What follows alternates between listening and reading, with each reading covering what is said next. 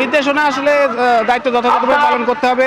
মালামালগুলো vote শেষ হওয়ার পরপরই যাতে আমরা খুব দ্রুত এই মালামালগুলো এখানে রিটার্ন করতে পারি সেই বিষয়ে দেওয়া হয়েছে। আর সর্বোপরি দায়িত্বটাকে যথাযথভাবে পালন করার জন্য বলা হয়েছে। আসন্ন ত্রয়োদশ জাতীয় সংসদ নির্বাচন ও গণভোট 2026-কে কেন্দ্র করে কোনো প্রকার উদ্ভূত পরিস্থিতি যেন সৃষ্টি না হয় সেজন্য নির্বাচন কমিশনের নির্দেশনা মোতাবেক কাজ করে যাচ্ছে র্যাব-6।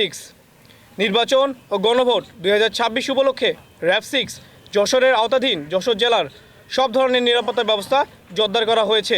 র্যাব ফোর্সের সদর দপ্তরের নির্দেশনা মোতাবেক র্যাব-6 যশোরের আওতাধীন 2টি জেলার 8টি সংসদীয় আসনের নির্বাচনী এলাকায় মোট অফিসার সহ 16টি টহল দল ও গোয়েন্দা ইউনিট অক্লান্ত পরিশ্রম করে যাচ্ছে।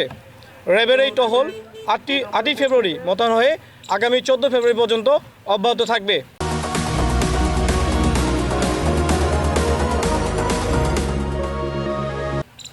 নির্বাচনকে সুষ্ঠু ও নির্বিঘ্ন করতে বিশেষ টহল পরিচালনা করা হচ্ছে। শহর ও উপজেলার গুরুত্বপূর্ণ প্রবেশপথগুলোতে বসানো হচ্ছে চেকপোস্ট, যেখানে সন্দেহভাজন ব্যক্তি ও যানবাহনে চালানো হচ্ছে তল্লাশি। নির্বাচনকে ঘিরে কোনো প্রকার নাশকতা ও অপ্রীতিকর পরিস্থিতি যেন সৃষ্টি না হয় সেজন্য সব ধরনের সতর্কতা অবলম্বন করা হয়েছে।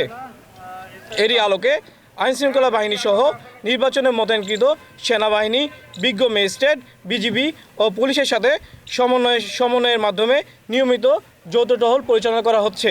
র্যাব-6-এর যশোরের আওতাধীন নির্বাচনী এলাকাগুলোর মধ্যে অন্যতম গুরুত্বপূর্ণ এলাকা হলো যশোর। এখানে মোট 6টি সংসদীয় আসন রয়েছে। র্যাব-6 সিপিসি-3 যশোর কোম্পানির আওতাধীন গুরুত্বপূর্ণ এই নির্বাচনী এলাকাগুলোর ভোটের পরিবেশ ও আইনশৃঙ্খলা পরিস্থিতি স্বাভাবিক রাখতে 12টি টহল টিম অক্লান্ত পরিশ্রম করে যাচ্ছে।